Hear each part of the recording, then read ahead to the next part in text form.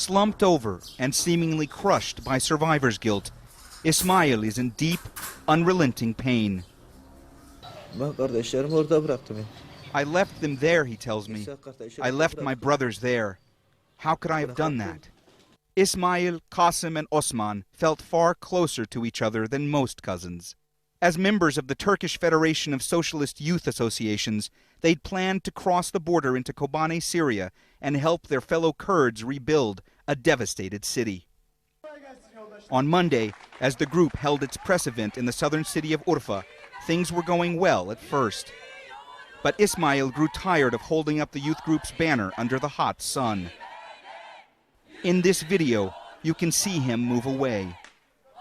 Then, the blast.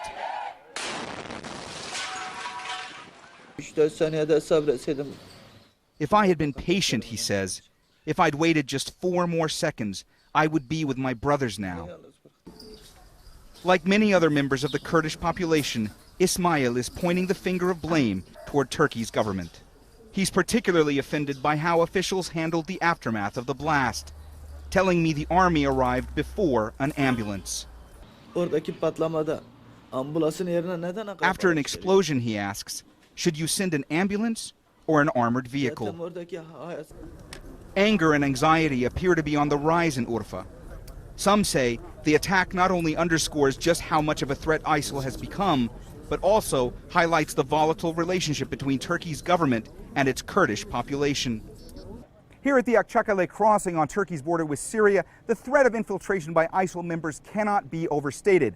Now, while Turkey has sent military reinforcements here, many of the Kurds we've spoken with say those measures simply aren't enough. And tensions have risen even further since it was announced by the armed wing of the PKK, that's the outlawed Kurdistan Workers' Party, that they were behind the killing of 2 Turkish police officers whom they accuse of having collaborated with ISIL. Ismail believes Kurds will continue to be targeted. There is a huge lack of security here, he says. ISIL is everywhere up here. Have any of ISIL's members been arrested? Ismail lost the use of his legs in a car accident 9 years ago, but says the wounds he sustained in this attack are far worse. I didn't get any physical injuries, he says, but psychologically in my heart, I got injured. I feel like this arm is gone, and this arm is gone. My cousins were my arms and legs. They were my comrades. They were my brothers. Now, for Ismail, the war has hit home.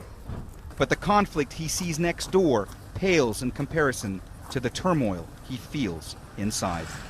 Mohammed Jamjoom, Al Jazeera, Akçakale, Turkey.